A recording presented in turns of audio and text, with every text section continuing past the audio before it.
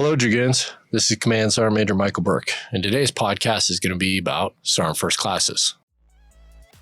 When you put on the rank of Sergeant First Class, it's almost like when you pin on from Specialist to Sergeant. It's a whole different realm. So I'm going to say something that's going to be the smartest thing that I've ever said on this podcast. I should be able to leave for the day and my PL can go to a First Sergeant meeting. You're going to have at least twice as much, sometimes more experience than the officer who your counterpart is. Everybody remembers their first platoon sergeant, whether it was a soldier or a lieutenant. And the question is was it a good impact or was it a bad impact? And the goal of this podcast is to give some tips and some lessons learned. How can you have a positive impact on your formation? So before we kind of dive into this, I'm going to go around the horn and I'll let everybody introduce this interesting crowd that I have before me today. Hello, everybody. Lightning Troop First Sergeant Phillip McCarthy, 3-2. 3-2 Wolfpack. This is Staff Sergeant Seth Marshall. I'm a 35 Fox intelligence analyst. I'm in First Squadron. First Squadron, War Eagles. All right. Hi, I'm First Sergeant Jessica Torres. I'm in RSS Alpha Troop Pack Horse, 88 Zulu. What the hell is 88 Zulu? It's an 88 mic or 88 series wrapped up in one. So mule skinners. All right, good. So we got a good representation today. You know, we got a little bit different backgrounds, MOSs. So when we talk about Sergeant First Classes, obviously we have two First Sergeants in here. So one, you've already been a Sergeant First Class, but then we also have Staff Sergeant Marshall in here who has not been a Sergeant First Class yet. So why do you think we wanted you to come on this podcast? I think like a lot of the section NCOICs kind of have to deal with a lot of the same elements that platoon sergeants have to deal with. Absolutely. We kind of have to go talk to all the different bosses, deal with responsibilities in different areas. Very relevant, exactly what you're talking about. But I think another thing I want you to think about throughout this podcast as well is that you're not a Sergeant First Class yet. You have the most relevant kind of firsthand knowledge of what we should be expecting of platoon sergeants. You have Sergeant First Classes that you work for, and you see some good things and some bad things and maybe things that they could do a lot better. On top of that, you're probably thinking of, hey, when I'm a Sergeant First Class, I want to make sure I don't do things that way as well. So I think your kind of contribution to this podcast will be very pivotal, and I'm excited to have you. So First Sergeant Phillips, I want you to think of yourself as a Sergeant First Class. When were you a platoon sergeant last? October of last year. Okay, so it's been about a year. So Yeah. it's pretty fresh Yep. in your mind. First Sergeant Torres, when were you a Sergeant First Class? 2018. All right, so I'm going to age myself. I was promoted to Master Sergeant in 2014. What do you think the most important things, our junior, senior, non-commissioned officers do?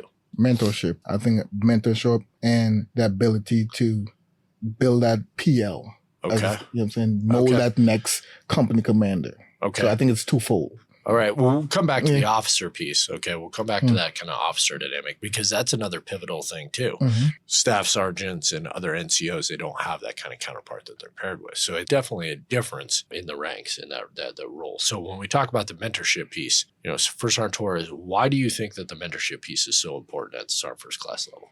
The Sergeant First Class, in my opinion, has the ability to work internal and external. Okay. They manage the coordination and execution to make the vision happen. So the first sergeant's vision or the commander's intent. Their ability is imperative because now the PL says, hey, this is what the commander wants. And then he facilitates that by kind of being a puppet master with those staff sergeants and those soldiers, making, tasking them out and having them conduct the mission and the taskings while observing and supervising, ensuring that everything's going the way it's supposed to. I agree. You talk about a Sergeant First Class. Obviously, they have the PL, that they're working with on the day-to-day stuff. But also, is it that unusual as a Sergeant First Class to go and have a conversation about maybe the ammo drop times, the allocations and everything with the XO, grabbing the PL, you and the PL going and sitting in front of the troop commander and having a conversation about your training plan for the next week? They should be doing that. That's quite a jump because there's not very many staff sergeants that are doing that in our Army. I'm going to ask Sergeant Marshall this question now. What's the most important thing that Sergeant First Classes do? So if it was one single thing, I'd say it's being a master of what your job or your craft is. Okay. So being that expert. Why is that so important at that level? You're responsible for mentoring people above you, newly minted officers, and then you're responsible for any number of people below you. So as a platoon sergeant, you are the trainer.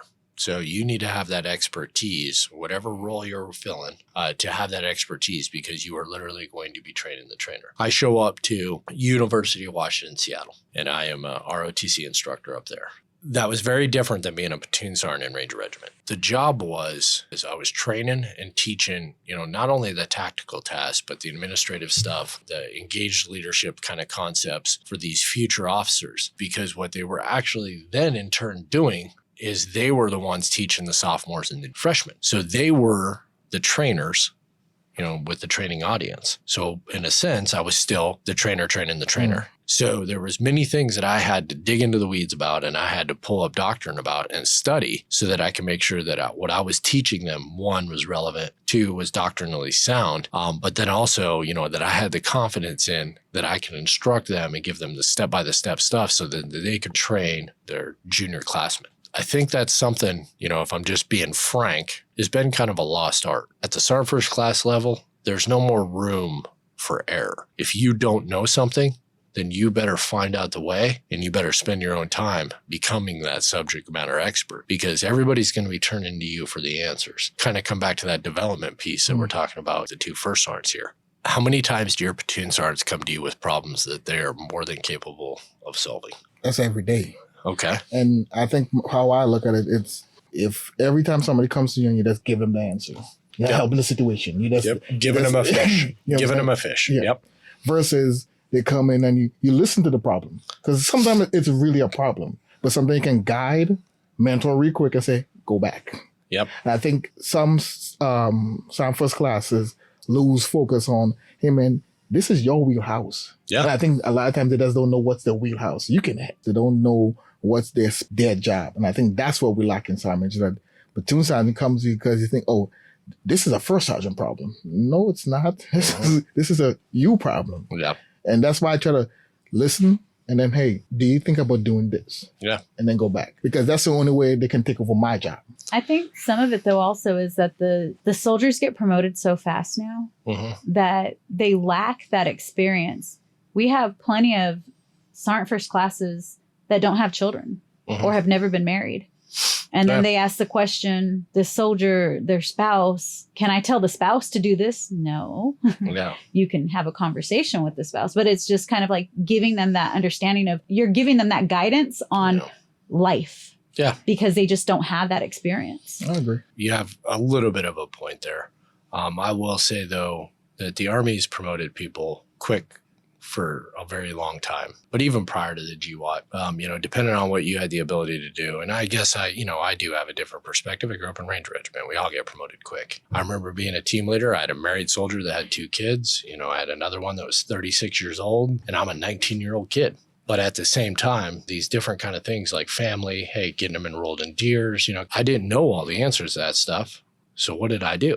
Well, I went and found the people that did know. So going over these different agencies and asking the hard questions so I could figure out, so I could properly advise these soldiers. So I'm going to say something that's going to be the smartest thing that I've ever said on this podcast. So this is from Socrates, and I think it plays exactly into your point, First Sergeant. Tell me, and I will forget.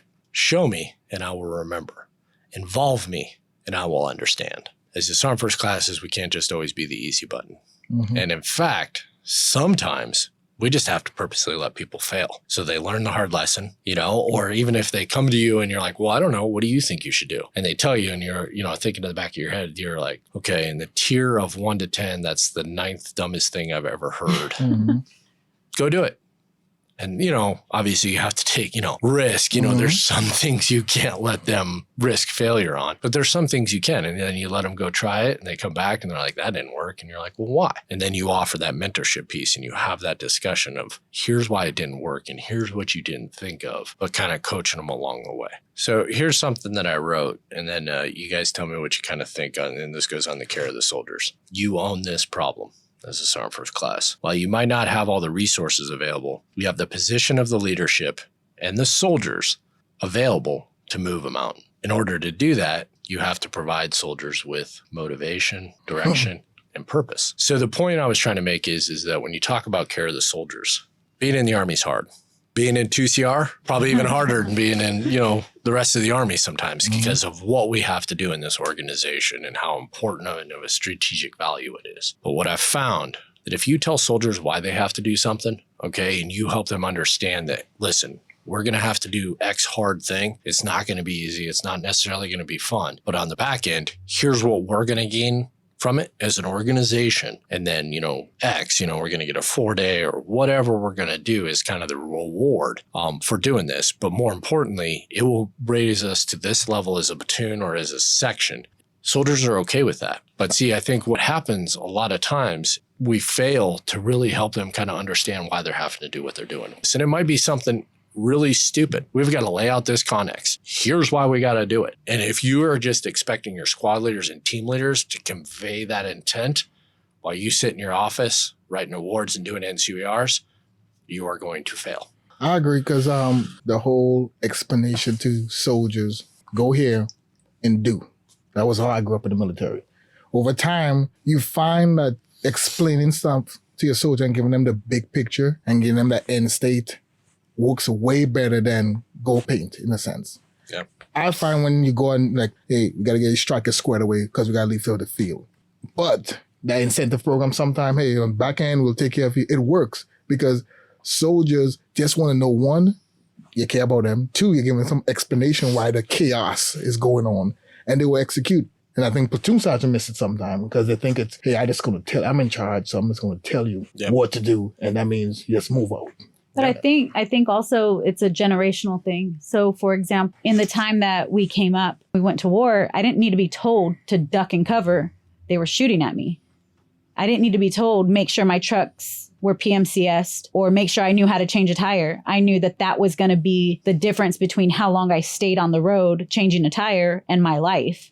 So I didn't need a why. I knew the why. But now we're not there anymore. All too many times I hear senior NCOs say, damn, these soldiers, they always want to know why. Well, they don't know the why. And we have to give it to them. And that is purpose. It's not why. It's actually their purpose. If you give them the purpose, they'll execute and be able to do those tasks in between, that initiative that we need them to take to make it happen the right way. Just don't assume that they know the why. It's funny. We were doing that book, and I think Major, the book was called Start with the Why.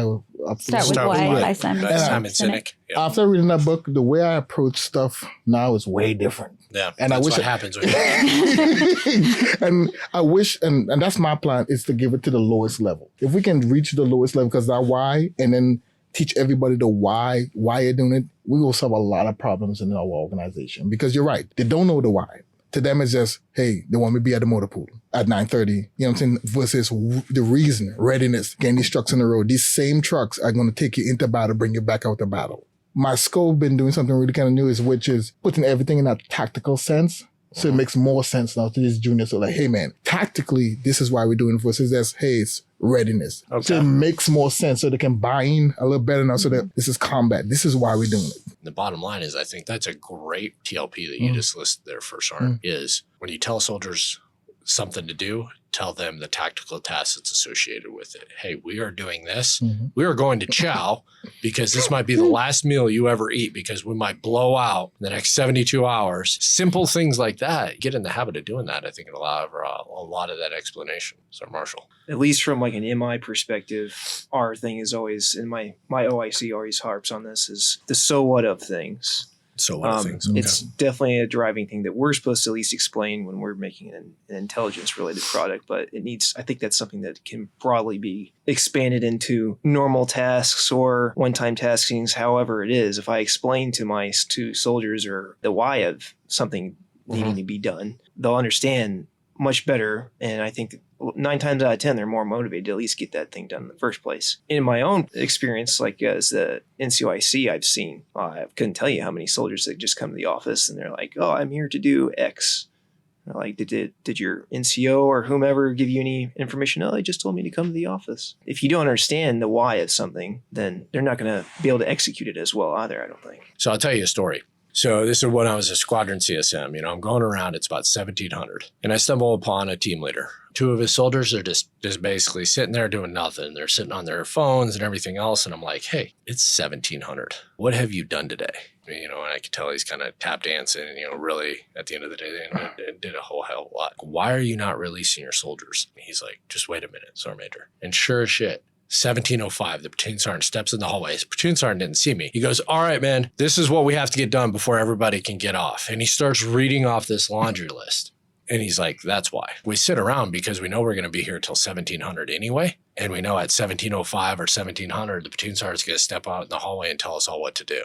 And we're just going to have to scramble to try to get it done so we can get released for the night. Man, that is absolutely terrible leadership. Of course, when I went to the Sergeant First Class and I talked to him, and he's kind of going back and forth, and I'm like, listen, if your first sergeant's waiting until the last minute to tell you this stuff, then you've got to make a decision. You've got a couple different options here. One, you look at the first sergeant and you say, hey, it's 16:30. We got all this task done today, so I released my soldiers. It'll all have to wait till tomorrow. But the other thing is what you need to do, and what we're trying to talk about here as a Sergeant First Class is you have the ability to clarify guidance. You go to your first sergeant at the beginning of the day and you say, what do we need to do today?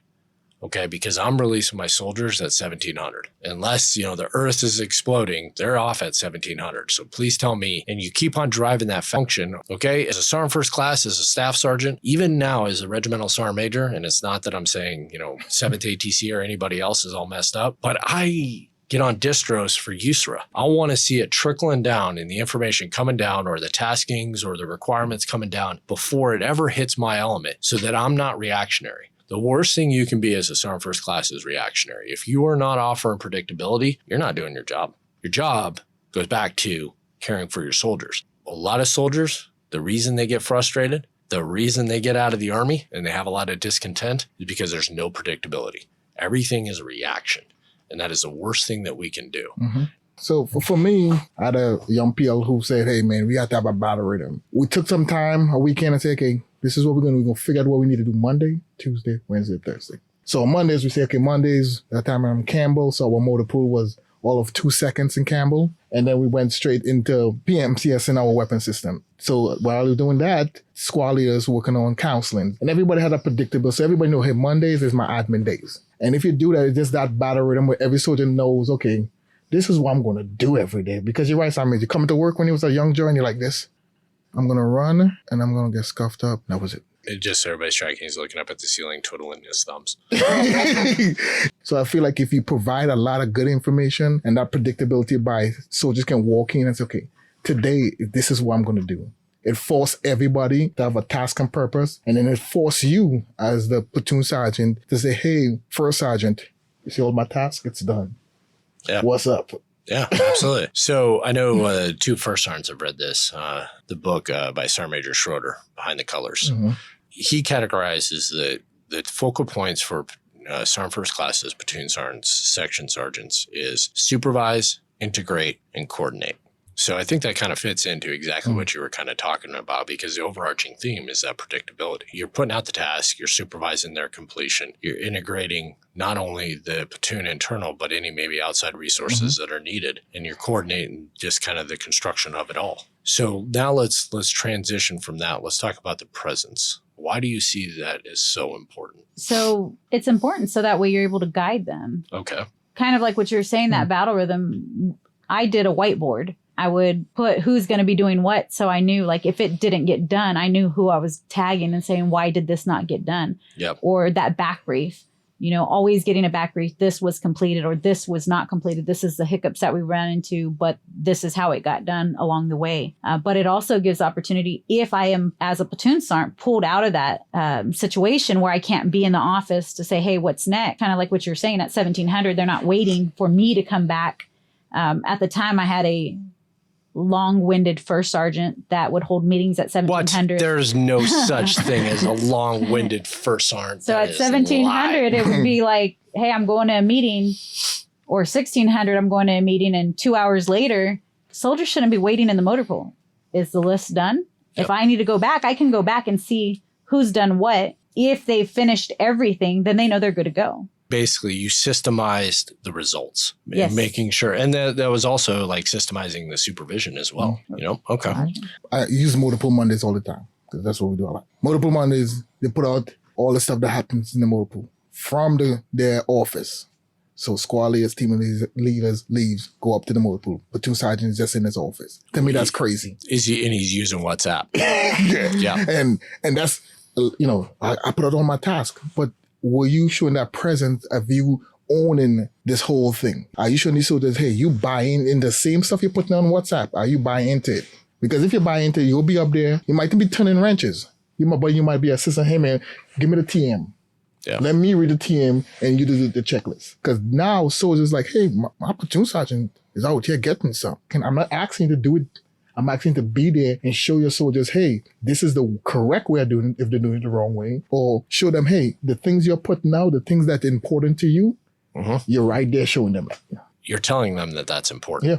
Text message is not how you lead. Well, you can't see the context that comes with it. No, absolutely not. And then you end up on Army WTF moments, you know? The information does not trickle down. And if you're doing it on WhatsApp, it's not trickling down. There has to be that face-to-face distribution of information. I think, your system's way of kind of doing that. I used to do the same thing as a platoon sergeant. I had a whiteboard, task for the day, if it was an administrative day, with every single squad, and they just checked when they'd completed. And then at the end, they knew, hey, done with everything. Anything else? Nope. Good. Didn't matter if it was 1430. Didn't matter if it was 1500. They were done. They were done. Most of the time I was like, hey, did you hit the gym? Yay or nay? Are you going to? Good. You get out of here. We used to do, if you went to ACS and sign up for a class, I would give you an early release. That's a good so idea. If they went to a finance class, if they did a 3-part finance class, they got a 3-day. Nice. So it was a forcing mechanism to, number one, eliminate the pay problems, because that's like 90% of your issues. Yeah. But number two, it teaches the young soldiers when they become NCOs, like, hey, send your soldiers to these finance classes, or Because they can they're actually beneficial. assist. No, that's good.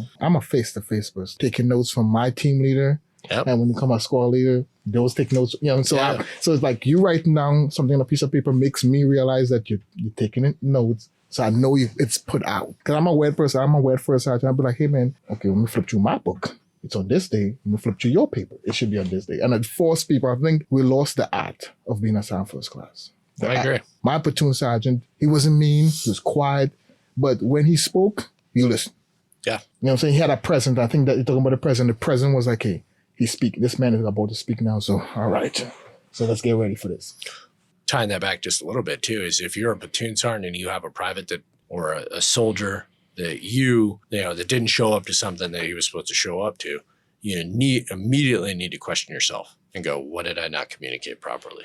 Yes, platoon sergeant, this is on you. You can fit every single soldier that you have in your platoon on one whiteboard, and everything, every appointment, NCOER, everything that is due, their DD-93s, SGLIs, you can fit it on one whiteboard. So therefore, you can follow up and make sure that everything happens. You should be answering questions for your first sergeant. Because NCRs are due. You write them. You know awards are due. But sometimes you get a lot of platoon sergeant waiting for that first sergeant to say, hey, 30, 60, 90. Yeah. Were you not tracking this? Yeah, you should be tracking this. So I've always operated under this belief ever since I was, probably a squad leader, a little bit, getting a little bit senior as a squad leader. I never, ever want my higher headquarters to ask me for something. That's a good thing. Because what I found was the more I'm ahead of it, the less scrutiny I have. Yep. The less I'm micromanaged. Or you could create the standard that too. that everybody has to use now, and you don't have to worry about having to do some other extra work. No, you're right, Marshall. What's some tips and techniques to maintain accountability of your section? Well, Sergeant Major, so I've actually borrowed First Sergeant Torres, your technique with the whiteboard. It's like something relatively recently that I started doing. We had too much time, I think, where it was like downtime, but things should still be getting done. Essentially what this was designed to is to list out everyone's normal jobs, what their repetitive taskings were that we knew were going to keep happening on a weekly basis, develop that battle rhythm, as well as having like one-time taskings or something that we knew the date that it was going to need to be done. Yep. At the end of all that was what we needed to achieve as a section by X date. Okay. And it's working pretty well so far. I think we've got a lot better grasp on things, and we're making better progress in some of the things that we've been wanting to keep working on as we progress towards our own EFP mission. Okay. The exactness is a little bit more of what I wanted to put on there, but it was also drawn from fellow NCOICs as well as my absolutely. OIC. Mm-hmm. No, and I think, it goes back into, what First Sergeant Torres is that you as a platoon sergeant, you're not trying to solve your platoon's problems. You're trying to solve your troops' problems. And then to add on that even more, if you are a platoon sergeant or you're a first sergeant and you think your job is to answer emails and make sure all the administrative data is done for your platoon, you're not doing your job. Your job is to establish the systems to make sure all that stuff gets done, and you supervise and you make sure that it's completed and it's all executed. Your job is to train. That is your job as a platoon sergeant, is to train your platoon. Good platoon sergeants are great trainers. More importantly, forecast for quality training. And they make sure that the supervision and the coordination is done so that training is quality. So something I use in the troop is I use a troop OneNote. Microsoft OneNote. I can go in there and put down 30, 60, 90 for personnel readiness or medical readiness. And the platoon sergeants can go in and type in their information. Okay. So there's a note section. It's my whiteboard where each platoon in their location can open up and see, just hey, this a is digital what's due. version. Yeah. Yeah. And they can even copy and paste their platoon stuff and create their own platoon OneNote where their squad leaders can do that same. And it's literally a copy and paste instead of getting emails, getting text messages, and now I have to transfer it onto some paper. That's like an hour of work. If I'm just copying and pasting, boom, send the email out, I'm done. Now I can actually get out somewhere. The digital, it helps us and it hinders us in a way, like kind of like what you were saying in one of your messages, like you got to be able to stop and say, is this email important? Can I answer it now or can I wait for later? Yeah. And get out and see the soldiers. Goes into that kind of predictability. As you as a platoon sergeant, you should be you should step into that first sergeant meeting and go, hey, first sergeant, I know you're going to ask about OCD detail, in November. So here's, we got 6. So I think I'm up for 2. So here's my 2 names. If you start to do that as a platoon sergeant, if you start to, just like First Sergeant Phillip said, you're answering the questions before they're asked, you will make everybody's life just a lot easier. And just like you said, First Sergeant Torres, it will start to set the standard. Graduate level of that is working with your other platoon sergeants and saying, hey, we have 6 coming up. I got gunnery going on that week. Can you take 3? I'll provide 1 because I have this E5 that can't go do gunnery because of X, Y, and Z reason. And then can you take 2? Okay, cool. Let's take those names on the next first sergeant meeting. Let's go in and do them. If you start to create that space of that predictability and getting ahead of the taskings, get ahead of all these other things, then you will have the time that First Sergeant Torres is talking about there where you can go around and you can do these different things. But that's not the way it works most of the time. Most of the time, it's reactionary. Well, I think also we have to understand the first sergeants don't run the troop. The platoon sergeants run the troop. Yeah. And if communication is going well, the troop is fluent. The 3 runs the squadron, and the SCO and sergeant major, that gives them the opportunity to walk around and be the face of the organization. All right. So let's go way, way, way back.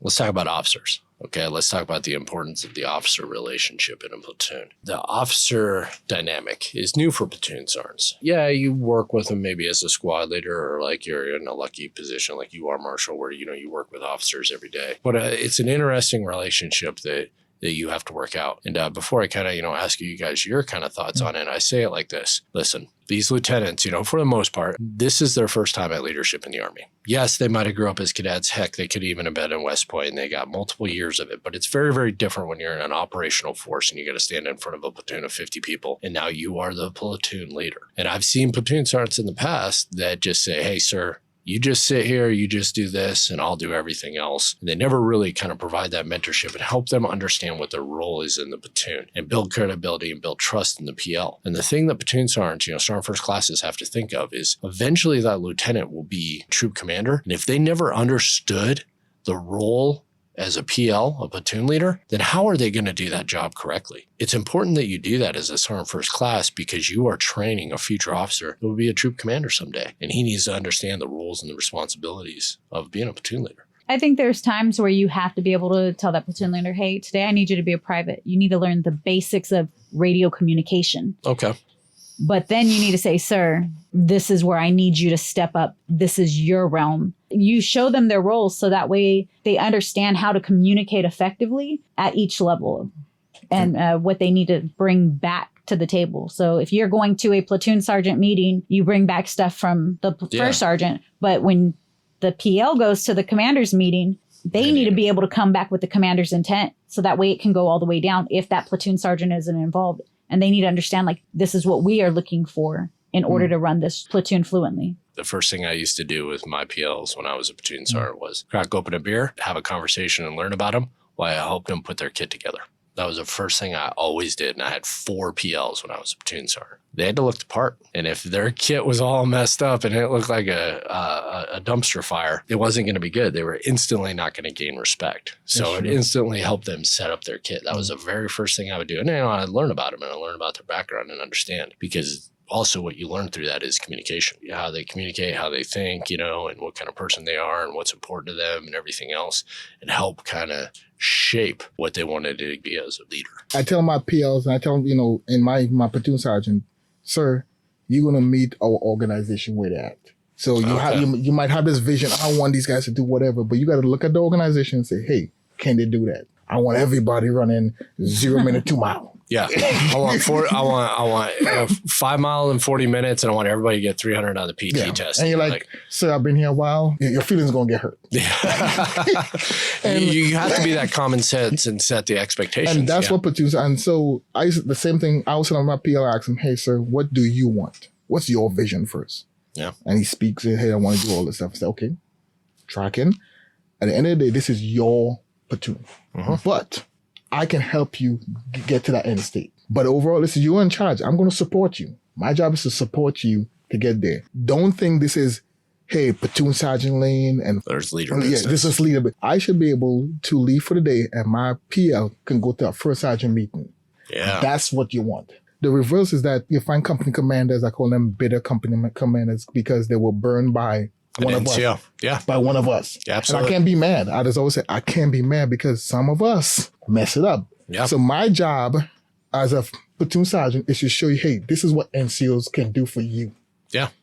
This is what I bring to the table. Yeah. I've seen officers, that marginalize or discredit or, maybe just don't value the input of a non-commissioned officer. And the reason is because exactly what you said, somebody broke their trust. A senior non-commissioned officer broke their trust somewhere along the way. So when I was a platoon sergeant, my platoon leader, we had very, very candid conversations, which allowed us to be groom each other.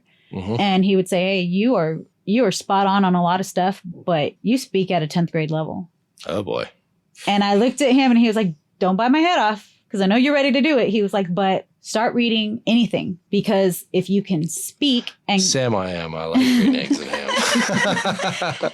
So it was like, if you could speak, people will listen. Absolutely. Versus you stand there, you open your mouth, you can't really articulate. Yeah. And then the next time you come to say something, people are just going to dismiss you. Yeah. Yeah. And it's helped me, but I think that's one thing that makes a great Sergeant First Class. Because as a senior non-commissioned officer, as soon as you open your mouth, they're either going to listen to you and take what you say, or they're just going to dismiss you. And they will always dismiss you. Yep. So you have to make sure that once you pin on that rank, you know exactly how you're speaking or who your audience is and speak to that audience on that level. No, I mean, your ability to communicate, I think that's another thing that, when you talk about Sergeant First Classes, senior NCOs, they need to be able to communicate clear and concisely. And if you've ever heard a senior NCO that just rambles on like we were talking about at the beginning, it's because no one's ever kind of looked at them and said, hey, you don't communicate well. The other thing is you need to practice and gain feedback from people and say, hey, I asked you this. What did you think? Did you understand what I was trying to say? Don't be afraid to solicit that feedback. Platoon leader's a great person to do that for you, but you can also do that with your squad leaders as well. And I think E6, that staff sergeant, if you see a platoon sergeant speaking, that's what you're going to do. And I tell my platoon sergeant, when these guys back briefing to you, yes, it's funny to hear guys curse and say, we're going to kill the enemy, all this. But at the end of the day, that's not going to be the leader people's going to listen to. Yeah. Plain and simple, that's not going to be. And it's your job to mentor the staff sergeant to take your job and understand that, hey, it's not like these guys going to be infantry kicking down doors all their life. These guys going to transition. So that's the other thing is, the MDMP process. So in ALC, that was like my pet peeve. The worst thing we can do is be senior non-commissioned officers drinking a cup of coffee, listening to MDMP go on. And we sit there and when something happens, they're like, who allowed this to come to fruition? Like, this is the stupidest idea I would ever think of. Who thought of this? Yeah. Well, the lieutenants or the captains who didn't have that operational experience. But there was a master sergeant or a sergeant first class sitting there drinking a cup of coffee saying this ain't going to turn out well instead of saying stop, let's not do this to those soldiers. Because these lieutenants, what they really lack is they lack the confidence, the experience, and the judgment, because of their time in the Army. But you were a Sergeant First Class at how many years for Sergeant Phillips? 14. 14. Yeah. And how about you for Sergeant Torres? 12 years. 12 years. That dwarfs everybody else in your entire troop. You have more experience. You've seen more things. You've seen things go wrong more times than anybody else outside the first sergeant. Even your troop commander, you have 2.5 more times experience than most troop commanders, if not 3 times as much experience. So you need to be that common sense approach. And if you're sitting in the back and the only time you talk as a sergeant first class is when CASEVAC comes up or logistics comes up, please go see a recruiter or your legal advisor and ask how you get out of the Army, okay? Because you're not doing your job. So I remember a time, the first time I ever met you. We was doing a car rehearsal and something you said is like, hey man, I want my platoon sergeant, sergeant first class, to speak up. Not because I need you all to know, use the correct verbiage, just to speak up. Yeah. And I remember saying, I'm like, that makes sense. This, you might not know what term, but if you speak up enough times, people are going to listen and you're going to learn the verbiage over time. But when you see something going wrong, speak up. But I think also if you have those other senior non-commissioned officers there to help out, it allows you to speak. And then you have Sergeant Major Burke who completely understands you and can articulate it better, giving you that guidance and that knowledge. I think. Did she just insult me? She just called me dumb? I think she just called me dumb. No, I'm messing with you. Go ahead. Go ahead, sir. I think a big component of that, at least as far as like relaying your knowledge, as we've said, 9 times out of 10, you're going to have at least twice as much, sometimes more experience than the officer who your counterpart is or who you're working through MD&P through. A big part of it I found is just being tactfully respectful, but at the same time, you have to maintain that knowledge that you are the SME and you probably know more than the rest of the people in the room do. I've found as long as you're respectful to that person and you keep like pushing your point forward and not remaining quiet about whatever the issue is, usually at least you can make some kind of progress and make an effect on that. And I would even kind of take that up to another level, a graduate level. You want to build validity, you want to build credibility, you want to build trust in a platoon leader. In the middle of an op order or something or some kind of brief, lean over to him and say, hey, sir, you should ask about this. And it being legit. And then they ask that. And then, somebody's like, oh, yeah, we didn't think of that. But if you do that once in a while, it does a couple different things. One, it really forms that team. You are a platoon team together, builds their credibility. But also it makes them go, okay, I'm not just here to listen. I am here to process, to understand, and I need to be asking questions. And I make sure that, we're understanding, we're thinking through this, and it just really, really kind of builds that credibility. If you start doing that, you'd be amazed at the results that you would kind of get. Okay, but for you 2 first sergeants, I'm going to ask you, what would be the final kind of advice you would give a sergeant first class or somebody that's aspiring to be a sergeant first class? Look at training your replacement. The guys who are going to take your job. And if you go in with that mentality, you're going to get proficient in the stuff that you're good at and train that young staff sergeant. What will make this guy a better leader than me? I would give this guidance. When you put on the rank of sergeant first class, it's almost like when you pin on from specialist to sergeant. It's a whole different realm. Now you enter the realm of the senior non-commissioned officer. So what I say with that is remember to humble yourself. You will always be number 2. And I say number 2 because your PL is number 1. Yeah. Your team is number 1. You can only make your team better as long as you're not focused on you. So as you care for your soldiers, as you care for your platoon leader, that platoon leader is going to answer to the commander. So your platoon can be number 1. Your platoon leader can be number 1, but always focus on yourself as number 2. If you put everybody first, you'll be fine. All right. Staff Sergeant Marshall, question comes to you. What do you expect as Sergeant First Class? There's a lot of different things that roll into what a staff sergeant or even lower would expect out of the platoon sergeant. But I think at the end of the day, there's 3 big things. The first thing is the ability to provide mentorship. Completely mentor soldiers, not just in what your job is, but how day-to-day Army life is, programs they should be doing, digging into their own personal lives, or at least having that understanding and relationship with their personal lives so that you can have that better relationship with them. Another piece, I say, would probably be the bedrock, I would say, of being the platoon sergeant is knowledge of what your job or your craft is. You wouldn't be there without the knowledge of years of experience in the job and being able to provide that knowledge to your soldiers below you. The last thing I would say would be the ability to step back and delegate. My very first platoon sergeant when I was in Korea said that the most important thing for him to be able to understand was the ability to delegate. Because a lot of times, and I've had issues with this as just in my role as an NCOIC, is I want to be able to get my hands into the work all the time. I'm probably not too easy about letting things go and letting subordinates handle things because I just want to be able to do it myself. I remember him saying that you have to be able to give that responsibility to other people and trust that they will do those jobs because you provided that training. So you have to be at a certain point, you have to be willing to step back and be able to be the administrator. Oh, that's good. I want to say first, just absolute phenomenal job. First Sergeant, Staff Sergeant Marshal. So kind of in closing thoughts, what I would say to all the Sergeant First classes, the section sergeants and everybody else in the formation. If you find yourself as a platoon sergeant not having soldiers and leaders that are constantly coming to you with their problems, it's for two reasons. One, you're not approachable. And the second is they've lost their confidence in your ability to get results. So in order to be able to do that, you've got to get down to the lowest levels and you got to constantly be present and in communicating and going through the things that your formation's going through. Don't be afraid to pick up a broom with an extra duty soldier and sweep with them and have a discussion and talk to them about what's going on. If you do that and you constantly humble yourself, like First Sergeant Torres said, and you just adopt that you are part of a supporting cast, your platoon, your troop, more importantly, will be able to accomplish anything. But it requires investment on your part and understanding that you are a professional, truly investing in what we call this Army profession of being a senior non-commissioned officer. Again, thank you guys. Great job. Appreciate you coming into the episode. I think you guys absolutely crushed it. This is your good 7 signing off today.